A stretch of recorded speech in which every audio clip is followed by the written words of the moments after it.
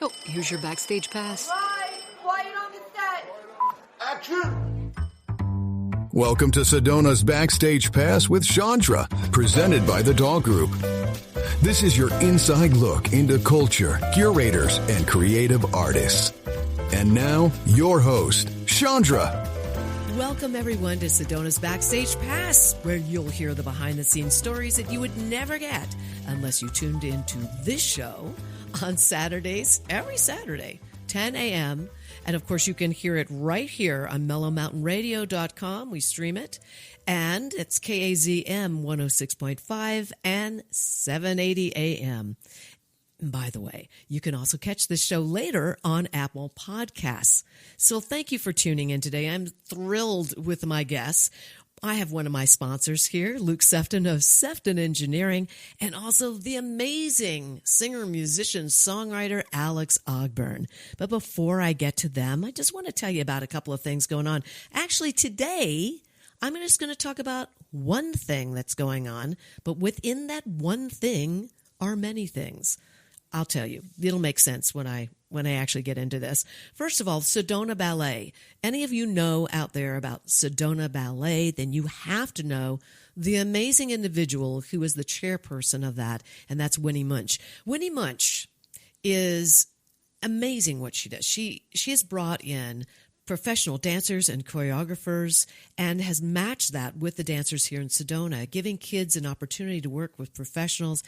Outstanding. You probably know her and Sedona Ballet from the Nutcracker Suite that's performed every year at the Sedona Performing Arts Center. Well, let me tell you about what's going on. Winnie has created what she calls the Sedona Choreography Retreat. Now, what in the world is this? Well, it starts on June 13th, which is coming up this next week. June 13th, there's a master class, and it's for intermediate to pre-professional students. It starts at 2 p.m., and it's at the Sedona Performing Arts Center. Matter of fact, this entire event is taking place at what we call SPAC, Sedona Performing Arts Center, okay?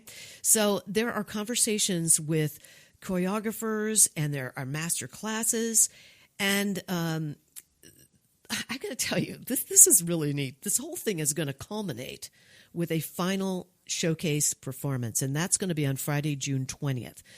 You're going to want to take a look at all of the different classes and even rehearsals that you can actually sit in and watch the choreographers talking to the dancers, going through all of that.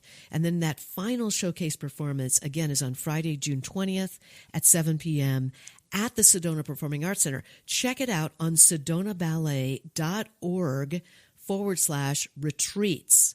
Okay, this is something outstanding. If you've got kids at home or a child who's just enamored with dance, you definitely want to take a look at this whole schedule that she's got going on from June 13th all the way through June 20th. Okay, I'm going to be going to that performance on June 20th. It's outstanding. Let me just mention one thing that is going to be mind-blowing to you, and I want to make sure that I read this to you. There are 5 different pieces that are going to be showcased in this big performance, all right? They're highlights of world premieres. First of all, we have a new ballet by Nyan. You probably have heard of him. He comes in from Phoenix. It's a lyrical and emotional charged new work, and this is outstanding into itself. And there's, like I mentioned, other ones, like, for instance, the Flow State Project by Latasha Burns, which is about brainwaves and movement and rhythm coverage in a real transformative live performance experience. And we have something really cool happening, and this had to get permission. We did get permission from the George Balanchine Trust. All right. This one is called Serenade, and it's an excerpt from a George Balanchine Tchaikovsky scored neoclassical gem. That's how I would say it. And it's just, you had to get permission for it. So this is going to be there. Take Me With You by Robert Bandara and Vast Wave by Natasha Adderley. And these are other pieces that are just dynamic. So check it out, sedonaballet.org. You'll get the whole schedule there. You can see rehearsals, master classes, conversations with these people. It's outstanding. Thank you, Winnie Munch, SedonaBallet.org. Before I welcome my first guest, who happens to be a sponsor of the show, I want to mention my sponsors and give them a big shout out and thank you to the Sedona Heritage Museum, Quicker Cleaner Car Wash, Sedona New Day Spa, and my presenting sponsor, the Doll Group, and of course, Luke Sefton, who's here with me today of Sefton Engineering. Thank you, Luke, for being here with us. We're going to talk about things that you've been involved in, Luke.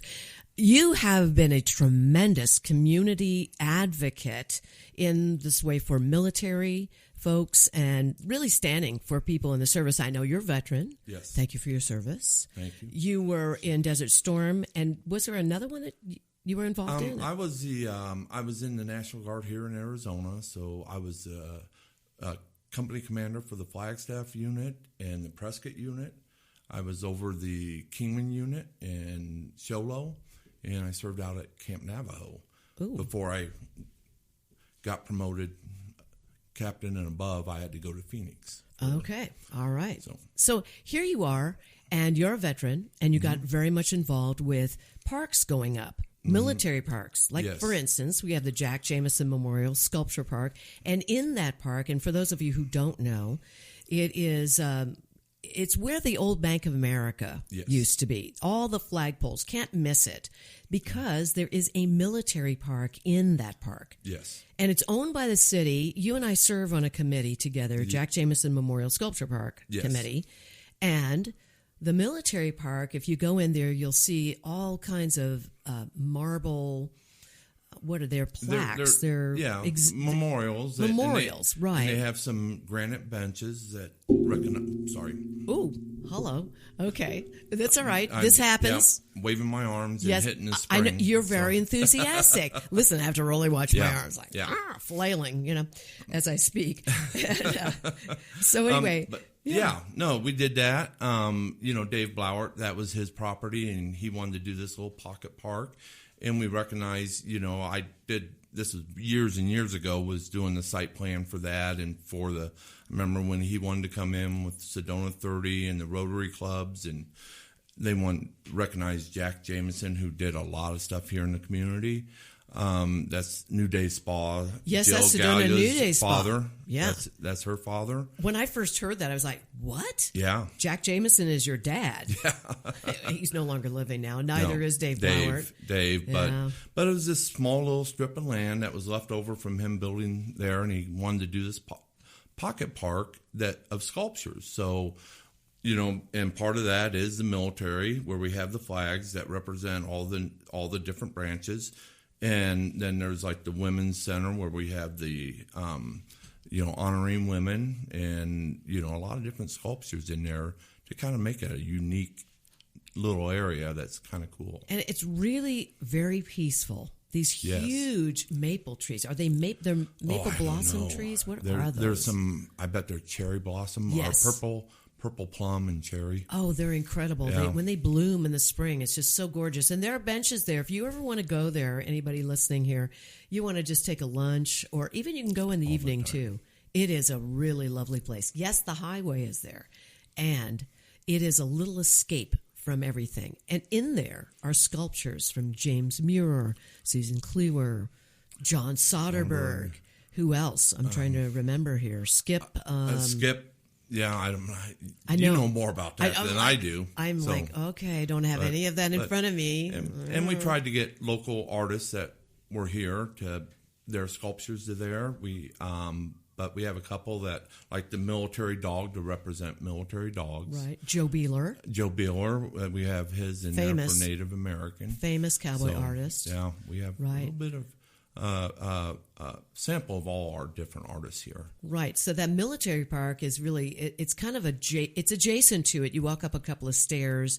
Many times we've had Memorial Day ceremonies there. Yes. And Tom and I have performed there. We've had many other artists performing there, Sammy Davis. Absolutely. And it is a beautiful, beautiful place. And you and Tom have done some of the fundraisers where you had the big American flag and singing and singing, opening for the Gatlin Brothers. Opening for the Gatlin that was Brothers. Fun. So that was over at Mingus High School Performing Arts Center. Mm-hmm. That was a kicker. Yeah. Boy, what a time that was. I had some stories about that, but it's not about me. It's about you. So let's talk about, when did you get involved with that park, by the way, the Jack Jameson Memorial Sculptural Park? I was involved with it when they were first putting it together, the layout of it. What and then year was that? Do you remember? It was probably back in the early 2000s when I was kind of doing the things. I was in the background doing the engineering or layout. And then when they got further along with the military park in that part, then I was helping with that layout. And then, Dave and you we're all on that volunteer committee to support the park and to find art pieces that we want to show the community in there. We still have 2 more to put in, I think. We do. I know. So if there's any of you artists listening right now that you'd like to talk to us about a sculpture that you have created, and I'm talking about a large one now. I'm not talking about a little sculpture, which are beautiful, like small busts and things like that would go in your living room. These have to be fairly large, right? Yeah. What's the biggest sculpture we have in that park? Do you know? It would probably be James Muir, the soldier. Yes. On the Humvee tire that was blown out. The female. The female. That was something, wasn't it? When that went in, we do these big reveals, unveiling, and we've done for all of them there. Also, Christine Schrader has one in there. Yes, Puck.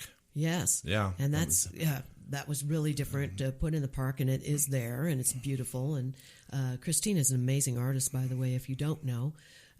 Incredible painter. I mean, what an artist. She's not doing those so much now, so she studied with the late John Soderbergh, world-renowned sculptor. Oh, wow. Oh, my gosh. And his daughter is just incredible. Right? Yes. Amazing. And so you did the engineering for that. Was that difficult? No, not. It was a piece of cake. See, like I think about that and I want to run. Because I go first of all, charts and numbers. Not for me. I don't know how you do it. Just hand me a microphone. I'm good. I helped James Muir with the chapel. Oh. With the crucifix at 33 feet high. And what was that like? That was, it was challenging because of how big it was. It's 33 feet high because that's an important number that James put in there, and it's 18 feet wide. 18 feet wide. Yeah. For those of you who have never been to Sedona who are listening, there's the Chapel of the Holy Cross, and it is built into the Red Rock. It's in between the village of Oak Creek and Sedona proper, and it's on 179 or off of 179 on Chapel Road. Mm-hmm. And this was already a thing to put that chapel in. Yes. We feature that in the Dead Quilter Society, right? Yes. With Marguerite Strad. Yep. And the fact that you were helping to put, it's the big cross with, I might say, Jesus on the cross. This was a new thing because there used to be a cross without Jesus on the cross, and then James Muir created this huge sculpture. Yeah, they had an original crucifix there with the Christ on it, and even being Catholic, I can't always pronounce everything. So no, that's okay. It's okay. It was so it looked like they had whipped the body. The skin was. This is the new one. No, this was the old one. Oh, years and years ago. It was the first one, and they got so many complaints about it that they took it down because I never saw that. Yeah, I just saw the cross there, and it was beautiful, and it was very. That was just part of the building. Yes, it's a big concrete cross with the windows, and that went out. Right. So when James was looking at that, because of weight, bronze is very heavy. They were going to do part of it in fiberglass. Oh. And I'm like, this is significant. This is something that's going to be here hundreds, if not forever. We want this to last. And I said, I'll figure a way to do this. And I go, the church, you got to figure a way to pay for it. So, and that had to be, to be very expensive. Yes. Well, not too bad. It was, I had to figure out how to get all the pieces in there and how to get the equipment and if it could support everything. And happens to be my cousin is a very well-known artist too that does sculptures, granites, and he does a lot of churches, Catholic churches. I mean, just incredible baptismals and everything else. Wow. And so I called him. I said, how do you do this? And he goes, well, you can put the bolts through the hands and how, you work that into there. And I go, great. I go, I'm going to hell because I just nailed him again, Jesus all over again. Oh so gosh. I have it. Seriously, like, do you really want to be that guy? Yes. But in the end, we thought it was going to be over 6,000 pounds. So we really kind of designed it for that. But when they finally cast it and everything, it was about 3,000 pounds. To me, I mean, 6,000 pounds, you're like, wow. 3,000 is still like, this is insane. How in the world did you, I can imagine, this must have been a huge event. You're bringing him in with the cross and the whole thing. Mm-hmm. Is James there? Yeah, James was there the whole time because they brought in about 6-7 pieces.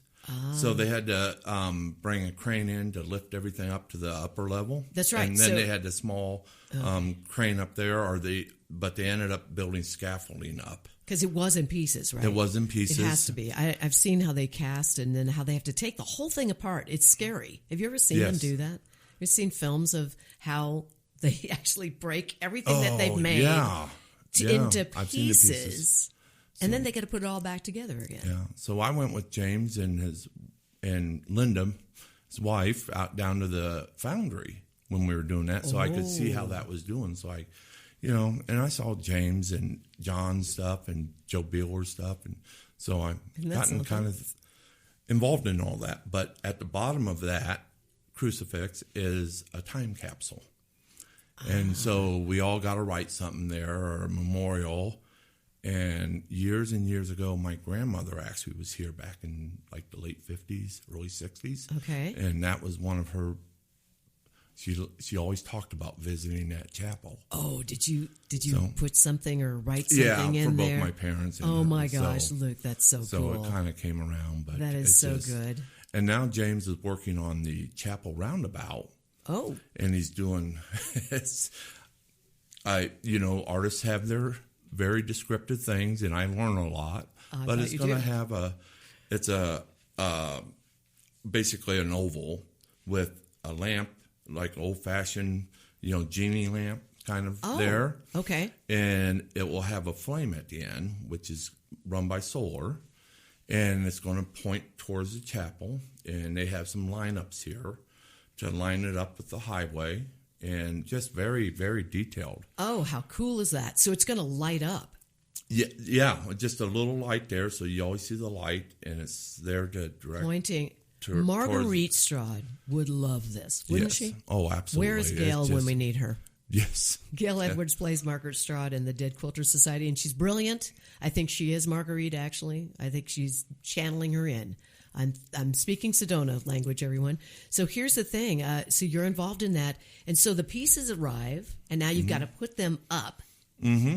And how many days does it take to do this? I bet he was there a couple weeks. I mean, and I wasn't, by that time I was out of it mostly. And, I'm working, so I would love to go watch everything. But they were there. They put it all together, welded it. Then, they grind it down, and then they start doing the patina and putting it together.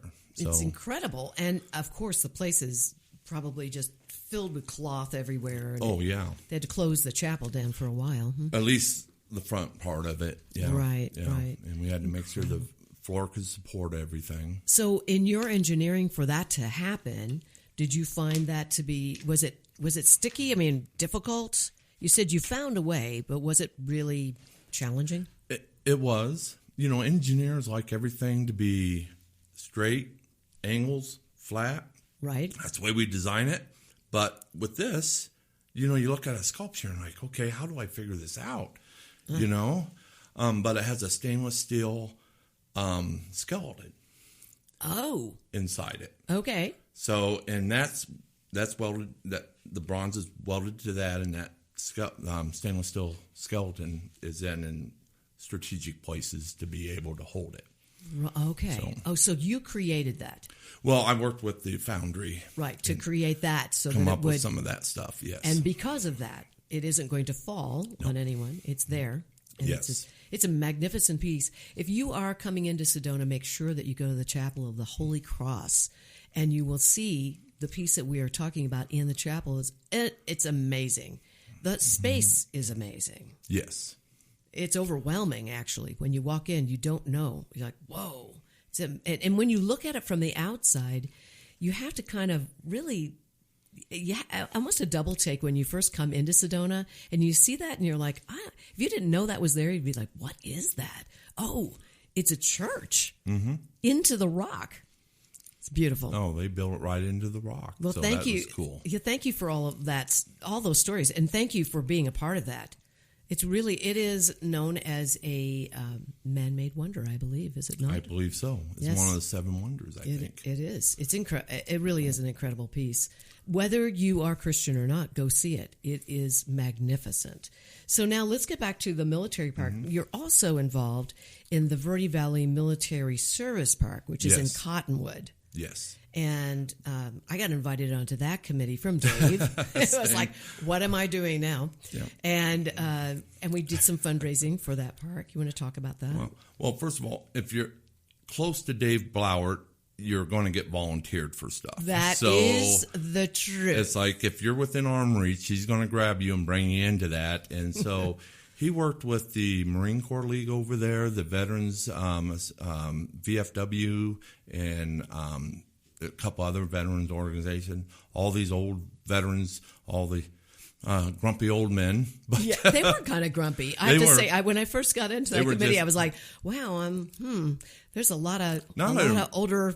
Not in a bad way, but they were kind of like, okay, these guys have been around and they know what they want, and which is good, by the way. Which is great. Rather know that, right? You want to know what who wants what and all of that good stuff. Yeah. So clarity. So the park is in Garrison Park. If you know where the county building is, or where the Sedona Cottonwood Recreation Center, yes, it's real close to there. And those grumpy old gentlemen, wanted a 70-foot high flagpole, and when you look at the city code, it doesn't allow that high. And I'm like, well, Cottonwood's very veteran friendly and everything else. And I said, we'll go to the city council and get a variance. I go, I don't see this as a problem. And the county building's next door, and that's not under the city county. And I think Chip Davis was the supervisor then. And so we got the county to buy off on it. And I said, let's just fall on Chip's office. You told me that earlier. Yeah. It was like, well, it could fall on Chip Davis's office. And they were like, okay. Was that? I'm just teasing. But Chip is a great guy. Yeah. He's a wonderful man. But the city gave that park up, gave that section of the park up. We came up with some site plans and how it was all going to work together. And I would have to get out there and show them, where things are going and keep everything so it's kind of ADA, and then just let them go and then come back and fix it. But no, they did. That's funny. It's a great project. They're recognizing all the services there, and because I was a commander of Flagstaff and Prescott, I had a lot of soldiers here in the Verde Valley that served with me and served for me. And it's kind of neat to see that and see their names and see them. Now they're all quite older and there, but they're always very proud of wearing their uniform, and I'm very proud of them. Whatever you stand for as far as your politics or any of that, one of the biggest things we always want to do is thank our service men and women, because they have literally kept our freedom in place, in check. And so we can't thank them enough. And if you get an opportunity, go to that park. That's the Verde Valley Military Service Park. And then make sure when you're in Sedona, and those of you who reside here, if you've not been to that park, and many people have not been to that park, that's the Jack Jameson Memorial Sculpture Park, and the military park is right in there. And check out those gorgeous sculptures and take lunch, hang out there. It's a nice, quiet spot, barring the traffic there, but you can get away from it a bit, and it is really lovely. It really is. Mm-hmm. Now, as far as the Verde Valley Military Service Park, I'm trying to remember, when did the park actually go up? Oh, boy. Wasn't that back in 2000? Wasn't that long ago? I think it was 2017? No, I think it was more earlier, 2000. Oh, no, 17, 10, 12, 13, 14. Seriously? Or no, I would be 14, 15. Okay. When we started. When you started, but yeah. When did it actually get its very first sculpture in there, or very first? I don't know. I know that we were getting the flags that the foundation for that flag is 10 feet deep, and wow, and it's huge. But we found it. You didn't really have to fight for that. No, that was a piece of cake. And then they had their areas where, they recognize military dogs there. They recognize the USO. Yes. So they do all that. Yes. But this reminds me, was when I was a commander in Flagstaff, we would be invited to do Memorial Day parades. And that's one of the most memorable things I've done, is to lead soldiers through Winslow, Arizona. And I'm marching and salute. I'm at the front there. And the Native Americans, or the Navajos, most of them were Navajo. I just remember some of them were in wheelchairs. Oh. And I would come by and they would stand up to salute. Oh, gosh. So I would leave the formation, go over there and salute them and thank them for their service. Oh, my gosh. So, how moving. That, I'll tell you what, when you see that, you know how important these things are. We think, it's a parade. Oh, it's a service park. No, it really does mean something to people. I mean, it really does. You think about what happened when soldiers returned from Vietnam, for instance, and that was very difficult, and it still weighs heavy. Yes. Well, good for you. I know both Luke and I are crying in the studio. Just thought you'd like to know that. Yeah. If there was a video, they'd be going, my God, they're really, they're touched. It is very touching, yeah. So, now, did you remember, I remember when Dave Flower, it was right before he passed away, we did a whole thing for him there. Yes. I'm so glad we did that. And Terry Frankel, shout out to Terry, and also Fred Shin, very involved in that park. Yep. Very involved. You're also involved with Terry on different things, aren't you? They're working on a military place in the cemetery. Oh, so okay. And I'm supposed to be. I'm waiting. Like I said, I'm involved in a lot of things. So I wait for they need some help or they need some engineering. I'll do it for them. And but they're working towards that, and it's looking great. Mike Wise is part of that. Great guy. And Terry and Fred and a few others that I can't remember. Amazing. And then we're working on the Cook Cemetery. The Cook Cemetery, yes. So that's really moving along. By the way, we were talking about the Cook Cemetery is in West Sedona, and it's up on Airport Road. That is where Sedona is buried, and other major pioneers, people. If you want to go there, beautiful. Yep. Go there. It's lovely. Yep. Right off of Airport Road. Well, Luke, we've run out of time. I mean, I just we had spent time together. We could talk forever. Absolutely. I just want to thank you so much. You happen to be one of my sponsors, too, and thank you very much. Can't thank you enough. Make sure that if you need any civil engineering, you need to speak to Luke Sefton of Sefton Engineering, and you're located in West Sedona at? Stutz Bearcat, 40 Stutz Bearcat Drive. Yes. Yeah, right. And, of course, you can always visit SeftonEngineering.com. Thank you so much again. And I know I'm going to have you back again. I'm looking forward to it. All right. Well, let's listen and hear from our other sponsors.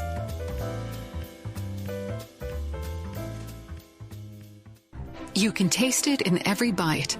For over 30 years, Chef Lisa Dahl has redefined what it means to dine in Sedona, serving soulful, handcrafted cuisine inspired by love, artistry, and community. From the wood-fired kitchens of Mariposa to the couture flair of Butterfly Burger, every experience is elevated, every ingredient intentional. To learn more about Lisa Dahl and the Dahl restaurants, please visit cheflisadahl.com. Need a clean car fast? Come to Quicker Cleaner Car Wash. We'll have you sparkling and back on the road in just minutes. Whether you're after a quick shine or a deep clean, you'll get top quality service, eco-friendly soaps, and smiles all around. Drive up, shine up, and feel good, all without slowing down your day. And look like a star in your car. Located in West Sedona on Highway 89A. For more information, visit quickercleanercarwash.com. Here's more of Sedona's Backstage Pass with Shondra, presented by the Dog Group. One of my very favorite singer-songwriter-musicians is here in the studio today. I could not be more happy. I know I say this whenever my guests come. I'm going to tell you something. Alex Ogburn is one of the most talented singer-songwriters I've ever known, ever met, ever gone. I went to his concert on my birthday, okay? That was what I wanted to do, a few years ago. And I mean, I love this guy. He's great, and he's right here. I'm talking like you're not here, Alex. Thank you for being here. What an honor, Shondra, man. I'm just over here going, wow, this is amazing. Thank you so much. Well, I'm so honored. We have an what do we call this? Mutual admiration. Thank you. I got tongue-tied mutual there. fan club going on. Yes, you see, because I'm just kind of like, oh my God, Alex is the house. Alex is the I house. know. I'm equally going, wow, I'm here watching Shondra do her thing. God, this is amazing, and it's awesome. Thank you. Well, so I know that you've been working, you work everywhere. I want you to know, if you are here locally, I'm sure you've seen Alex Ogburn through the years. He's been here since 2006 in Sedona. Phenomenal. Right-hand guitar player. This is unusual. When did you start to learn guitar? People don't understand that right hand means that I strum with my left hand. Yes, so that's very interesting. It's different. I'm naturally left-handed. I started playing drums at a young age, and I've always been mixed. I do some things left-handed, some things right-handed. Everything athletic is right-handed. However, eating, playing pool, yes, brush my teeth, play guitar, play drums, left hand. I don't know what it is. It's a weird split up. But you're ambidextrous, as we would say? I wouldn't say ambidextrous from a strictly technical point of view, because ambidextrous implies that you can do something equally as well with both hands. Okay. I just use that's what ambidextrous strictly means. But I'm able to do some things with the left hand better than I am with the right hand, and vice versa. Okay. So it's just weird. I'm just stunned by this, though. And it's really fun to watch, because it kind of takes you back a little bit when I see you playing guitar and like, wow, that what is happening here? I bet you've had a lot of people make comments to you, haven't you? I have had a lot of people make comments, and I used to really kind of bask in that uniqueness. And I'm like, oh, how cool is that? And then I saw Doyle Bramall, the second play, on Roger Waters' tour. Oh boy! And then you're like, okay. And he smokes me. He's amazing. He plays upside down, and he's playing David Gilmour note for note with Roger Waters on his tour, and it just blew my mind. A lot of older blues players played that style. So let me ask you. I know you're talking about blues. I've heard you sing almost every genre. What's your favorite? Do you have a favorite? I'd say it's a tough call between strictly blues and during the day. I don't know. It's a different mood. Like I love a beautiful song. I love Paul Simon, and I love Harry Nilsson, and I love the classic singer-songwriters, Cat Stevens, and oh gosh, I listened to him forever. Oh my gosh, James Taylor. Carolina, going to Carolina. I mean, just puts you in that space where you just, it'll jerk a tear out of your eye. Oh, I'm telling you. Now late at night, if it's 2 a.m. and you've had a rough day, then nothing feels better than playing a blues. And there's no music I love any more than that. And people are thinking, I'm sure some of you are going 2 a.m. in the morning and you're playing. Yes, because for those of us who've worked clubs, oftentimes, not maybe so much here in Sedona, but in L.A. and Nashville, different places you've performed, you're getting home around 12:30, 1:30, right? I mean, that's that would be very normal. If you're lucky. Yeah. I remember getting home like 1:30, 2 o'clock. Sure. So, crazy stuff. The good old bad old days. Yeah, right. And here we go to bed at 9, right? Oh, man, yeah. It's so funny. Went to a concert recently, and everybody was like, "Where's the after party?" And everybody's like, "No, we're going to bed." And it's, Things change, you know. We're in our 50s now. We're going to bed. I said to someone last night, and it was like 9:15, and I was texting, and I said, "Do you realize that many years ago, I would just be probably taking my break or getting back on stage at 9:15, and I'm in jammies, and I'm like, good night, sweetheart." Well, Absolutely, yeah. It's really funny. So tell me some of the places that you are working so that people can come and see you. Here in the Verde Valley area, I'm playing in Cottonwood quite a bit. I play at the at Rubric's tasting room, which used to be the Burning Tree Cellars. Okay. They're on Divine's Tasting Room, too. Divine's Tasting Room is an amazing venue, incredible food, great people there, just wonderful people. They've got something going on there called Sunset Sessions from 6 to 8. That is a new thing, and it's very, very cool. Very cool. Really neat. As the sun's setting, you're getting live music, and the food is off the chart. It truly is. I'm not just saying that. I've played a lot of places that have different cuisines, and this place has got great wine tasting, food, and different things to sample. Good. And I know you work at Vino de Sedona. Yes. Bella Vita Ristorante. Is that, how do you say it? Bella Vita Ristorante. Thank you. And Alcantara Winery, which is like close to Camp Verde. That's an amazing venue because it's like really you're playing the Italian countryside. It's beautiful there. Gorgeous, gorgeous, gorgeous. A big shout out to Steve Estes, who amazing guy, wonderful musician and handles everybody over there. Yeah, very kind guy. He's very considerate of everyone's schedules, and I don't know how he does it, but he does it. I know. Okay, let's talk about your career. So you start working at the age of 19. You told me this, and you are working as a single. Did you have to leave the room like I did when I was 19 working as a single? You're too young to drink. We shouldn't be drinking, and you got to get out during the breaks. I got in right before they started coming down on that. Oh, I was okay. lucky. I was actually going to sitting in with a guy his name was Russ Rosser in Birmingham. Okay. And he actually played bass with a pedal board he had created himself with his feet. He had a bass guitar on the ground with a pedal board, and he would play the bass with his feet. Oh my gosh! While he played guitar and triggered like a drum machine from his guitar. That's cool. And so I would sneak into the bar at 18 and go sing songs with him. Oh, that's funny. And he would teach me Lovin' Spoonful stuff like, hot down, summer in the city, back of my neck. And I'd sing with him. He played all those parts by himself. Oh my gosh, that's so great. It's before MIDI. And so I was sneaking into bars, just to get to the music.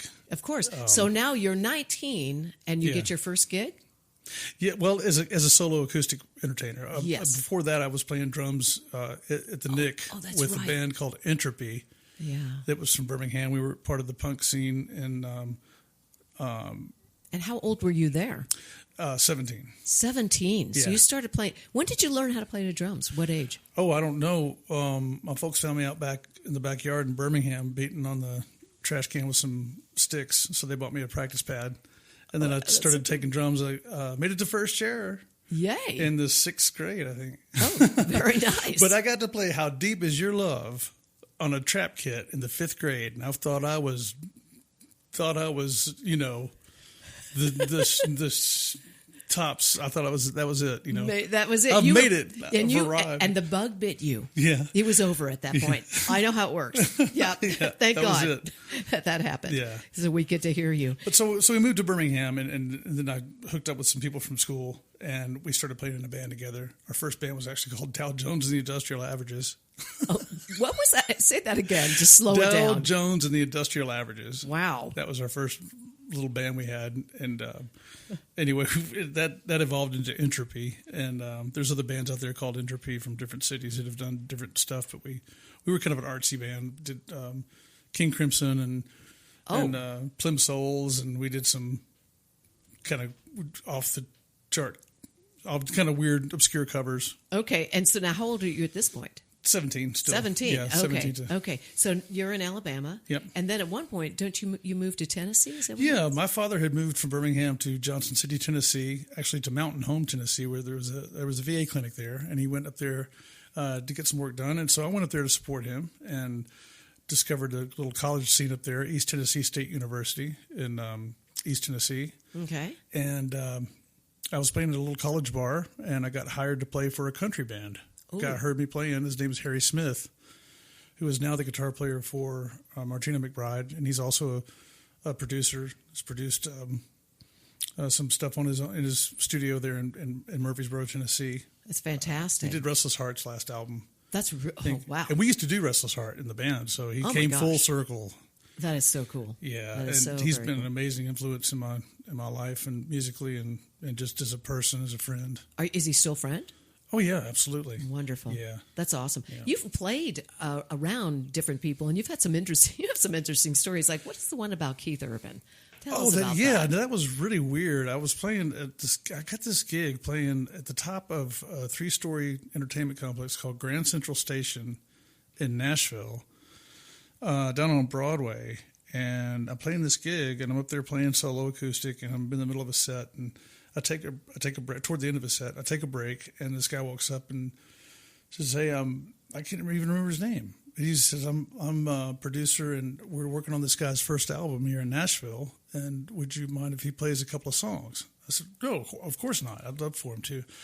And it was Keith Urban. Wow! And nobody knew who he was yet, really. Nobody really had any idea who he was. And his mother was there from Australia, and she was visiting, and they were all hanging out, just going around to clubs. And so, I give him my guitar, and he sits down. And some girl, the funniest thing is that some girl walks up and she goes, "Can you play Sister Golden Hair?"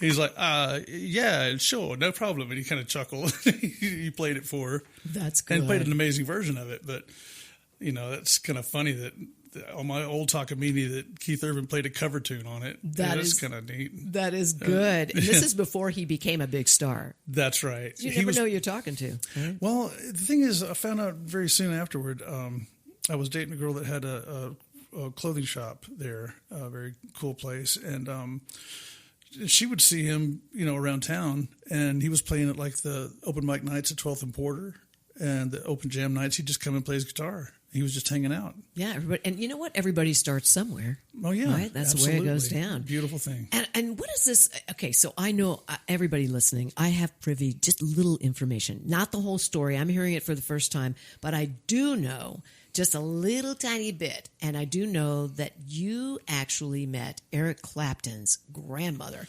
What in the world? How does this happen? This is the most bizarre story. It's still hard for me to believe. It's very surreal. But because she... actually raised Clapton because he thought his mother was his sister for the longest time. If you read his autobiography, it's pretty amazing. Anyway, she bought him his first guitar and was there at his first signing. And so I knew about Rose Clapp, which oddly enough, that was her name, C-L-A-P-P, Clapp. That's interesting. She lived in a little town called Ripley, and outside of Surrey. I was visiting England. My girlfriend at the time, her father was stationed in the U.S. Army in England, in Manchester, right outside of Manchester. So I went to visit, and during the visit, we went to visit some of their friends who lived in near Birmingham, and where Surrey is, close to Surrey. And so we were in this living room watching a video of Eric Clapton, and there was a caption at the bottom. They had interviewed Rose at one point in this movie, and it had a caption that said Rose Clapp, Surrey, England, and we were in Surrey. So I said, I just had an instinct, and I went over to the phone directory, which is under the rotary phone. She's actually in the directory. She was listed in the phone directory. Oh my goodness. Well, no one would put it together, right? No. Clapton. Right. No one would. And it was just mind-boggling. I said, this has to be Rose Clapp. And it was, she lived in a little place, a little road called Church Row in Ripley. My goodness. And so we got directions somehow. We stopped and got some roses and some strawberries on a little side road cart. Oh. And we took it to her place and knocked on her door. So she didn't know you were coming? No. Oh. No. You're lucky she was home. Well, yeah. And she opened the door, and She was so sweet, and we said we just wanted to. This was right after Connor had Eric's son. Yeah. That was quite something, wasn't it? It was very, very sad and just bizarre. Yeah. How that happened. Yeah. So you go in and you're sitting there, and does she welcome you in?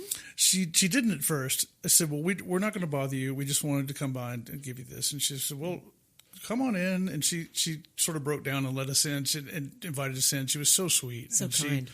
And she apologized for not making tea. It was amazing. It was just incredible. And we're sitting there, and I'm just like in another world. Because there's like Behind the Sun Gold album on the wall.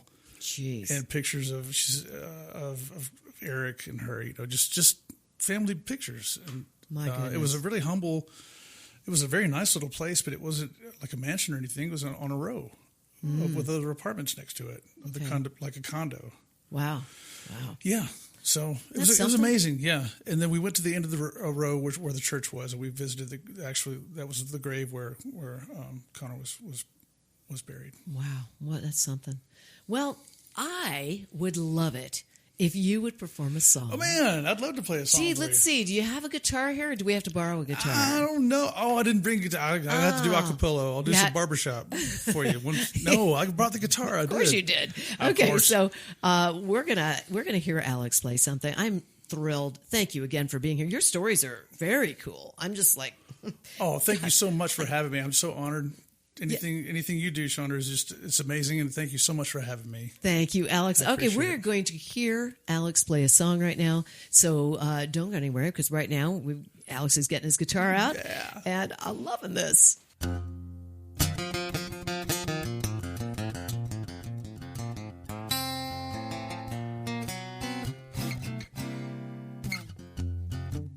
want to sing a song for my sister Andrea in Ponchatoula, Louisiana. Little brother got some blues for you, yes. Mm-hmm. Whoa, yeah. Ooh, yeah. I went down to the crossroads. I fell down on my knees.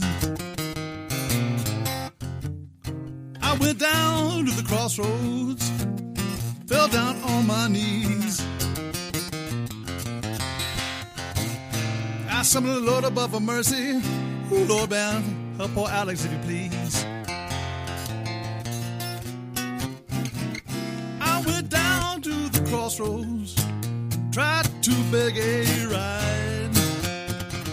Yeah, well, I went to the crossroad, babe. Ooh, tried to beg a ride. Oh, nobody seemed to know me. Everybody just passed me by. Well, wow. I'm going down to Rosedale. Take my rider by my side. Going down to Rosedale. Take my rider by my side. No, you can still buy a house, baby. Oh, down in Louisiana by the riverside. Well. Ooh, oh, yeah. Oh, yeah. Ooh, yeah.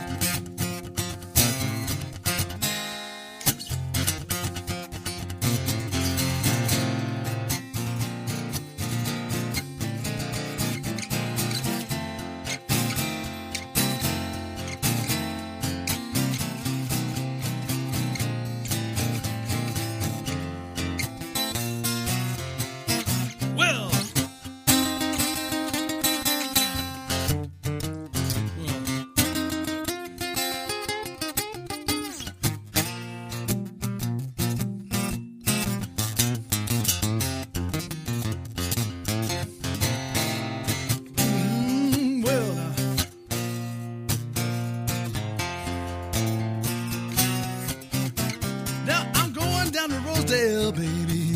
Take my ride up by my side. Going down to Rosedale, Lord, take my ride up by my side. Yeah. You can still buy a house, baby, Lord, down by the riverside. By well, why?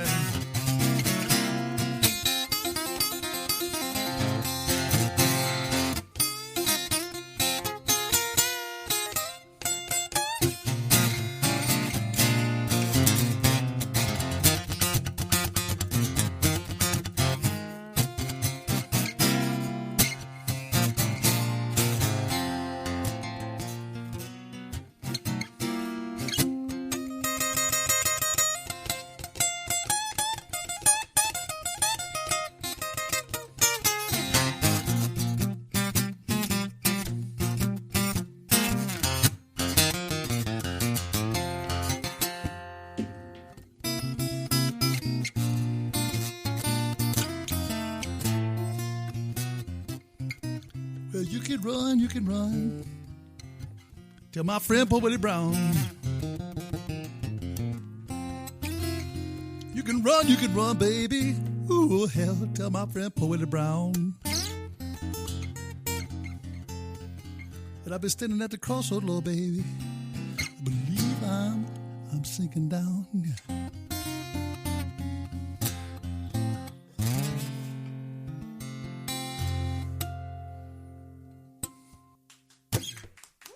Grazie. That for you, sis. I love you. Thank you, Alex. That was fantastic. Thank you so much for having me, Shondra. Alex, such a pleasure. Alex Ogburn. Thank you so much. We'll be right back. You've explored the trails, stood in awe of the red rocks. Now, discover how Sedona became Sedona. The Sedona Heritage Museum tells the story of Red Rock country, from ancient cultures to today's vibrant community. It's interactive, family-friendly, and open year-round, indoors and out. Sedona Heritage Museum, preserving and sharing the soul of Red Rock country. Plan your visit at sedonamuseum.org or call 928-282-7038.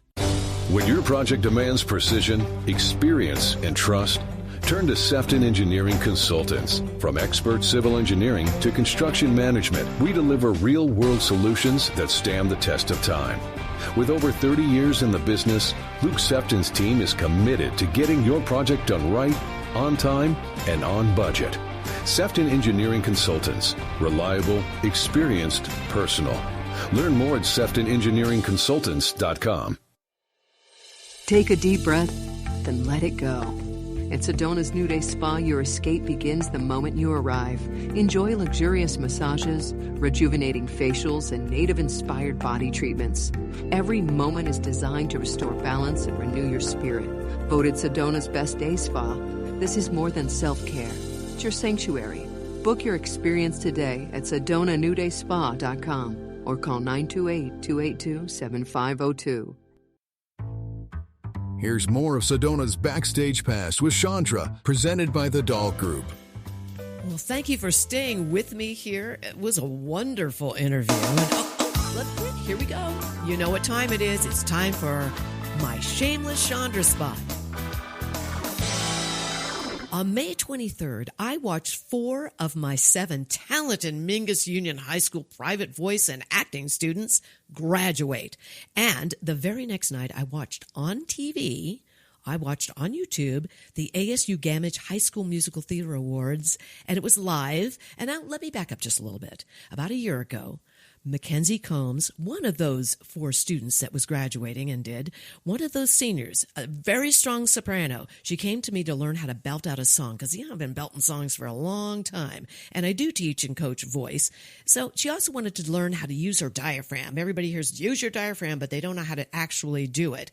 She wanted to know how to do this successfully so she could hold out a singing note extremely long. Now, it's what we call in the business a money note, right? She worked really hard on this, especially when Mackenzie was cast in one of the lead roles in Mamma Mia. She played the mom, all right? And she wanted to use this new skill that she was learning, and she did. She held out this long note that went on forever on one of her songs. She brought the house down. I was there on one of those performances.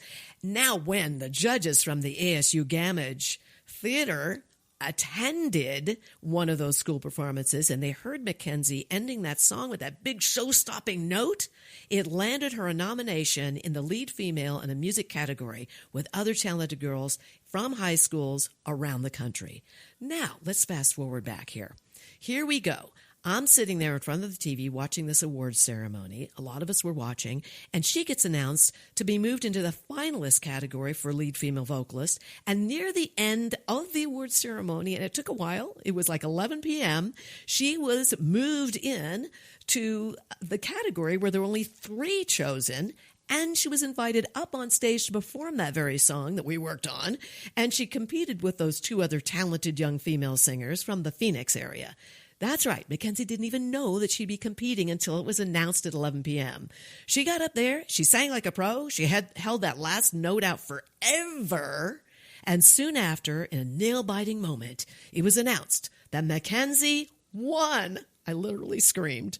Now, I'm incredibly proud of this girl. I got to tell you, I know firsthand how much work it took for Mackenzie to learn this skill and how to use it when it mattered, under that tension and everything. And there she did. She worked her butt off in my studio and also with my friend and colleague James Ball, the music and theater teacher at Mingus Union High School. Big shout out and congratulations to James Ball. Congratulations, James. So what happens next? Mackenzie is going to work with Broadway directors and choreographers for a week in New York City and will attend the Jimmy Awards, which, by the way, is administered by the Broadway League Foundation, better known as the National High School Musical Theater Awards, held, get this, at the Minskoff Theater on Broadway, where The Lion King is nightly performed. And this year it's hosted by Josh Groban. She's going to be there. And if she is chosen that night at the Jimmy Awards, she will perform on that Broadway stage that night. So please tune in,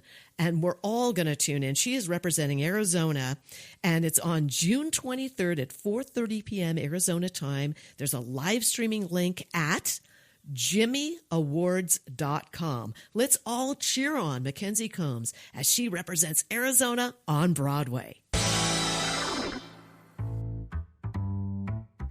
Thank you so much for being with me again here at Sedona's Backstage Pass. I'm just thrilled that you tune in on Saturdays. And if you're tuning in on Apple Podcasts, I appreciate that as well. Be sure to leave a review. I hope you will. I hope it's 5-star. Listen, if you don't like it, don't go. All right, don't review it, whatever you do. But if you did enjoy it, review it and leave me a 5-star. I'd sure appreciate that. I want to thank my sponsors, Sedona Heritage Museum, Sefton Engineering, Quicker Cleaner Car Wash, Sedona New Day Spa, and my presenting sponsor, The Doll Group. And I also want to thank Mellow Mountain Radio, 106.5 FM and 780 AM. And my engineer, Ryan Thompson, thank you so much for everything you do. Tune in every Saturday at 10 a.m. and also catch us at Apple Podcasts for Sedona's Backstage Pass. See you next Saturday.